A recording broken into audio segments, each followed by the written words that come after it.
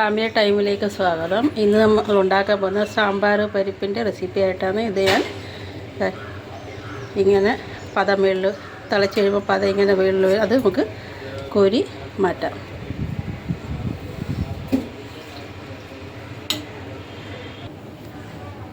ചെമ്പിൽ വേവിച്ചെടുക്കുന്നതാണ് നല്ലത്. അതിൽ ചില എണ്ണയും കൂടെ ഒഴിച്ചു കൊടുത്താൽ വേഗം വെന്ത് കിട്ടും.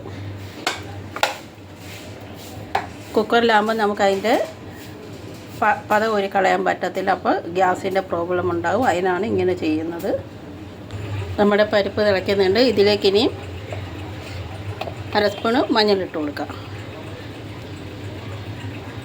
പകുതി വെന്തതിന് ശേഷം ആദ്യം തന്നെ മഞ്ഞളിട്ട് കൊടുത്താൽ വേകുന്നതല്ല. അര സ്പൂൺ ഉപ്പ്, ഇനിയും ഉള്ളി, തക്കാളി, പച്ചമുളക് ഇതും കൂടെ ചേർത്ത് കൊടുക്കാം.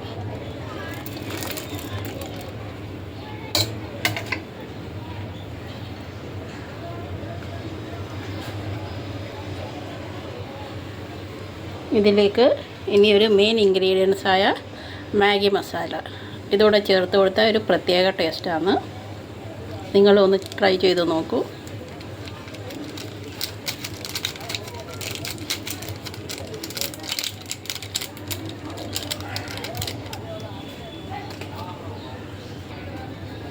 ശകലം കായപ്പൊടിയും കൂടെ ചേർക്കാം. ഗ്യാസിന് നല്ലതാണ്.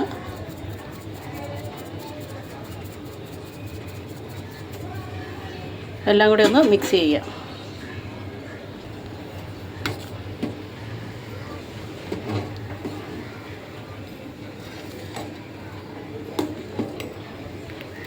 നല്ലോണം 1-2 തിള തിളക്കിയിട്ട്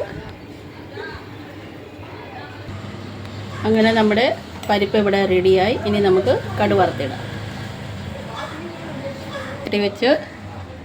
ചീനിച്ചട്ടി വെച്ച് എണ്ണ ഒഴിച്ച് കൊടുക്കാം.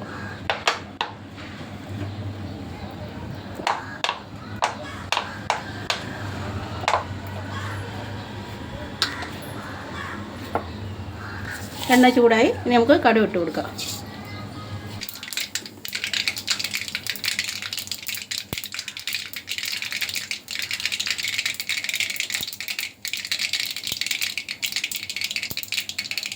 നമുക്കിനി ജീരകം ഇട്ട് കൊടുക്കാം.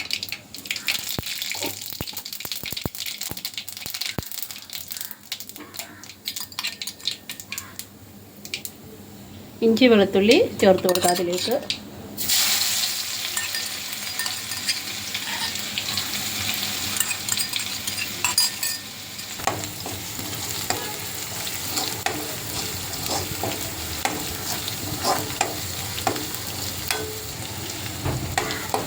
വെളുത്തുള്ളി ഫ്രൈ ആയി. നമുക്കിനി ചുമന്ന മുളക് ഇട്ട് കൊടുക്കാം.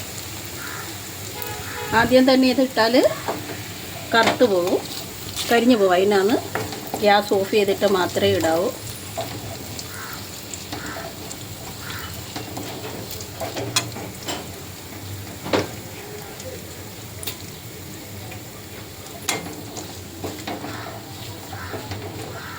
ഇത് പരിപ്പിലേക്ക് ചേർത്ത് കൊടുക്കാം.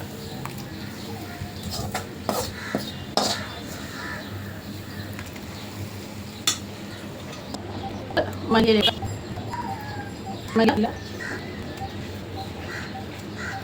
എന്നിവ ഇട്ട് കൊടുത്ത് അടച്ചു വെക്കാം. അങ്ങനെ നമ്മുടെ സാമ്പാർ പരിപ്പ് റെഡിയായി. നിങ്ങൾ ഒന്നാക്കി നോക്കി. ഇഷ്ടമായെങ്കിൽ ഷെയർ ചെയ്യണം, ലൈക്ക് ചെയ്യണം, കമൻറ്റ്. ബായ്.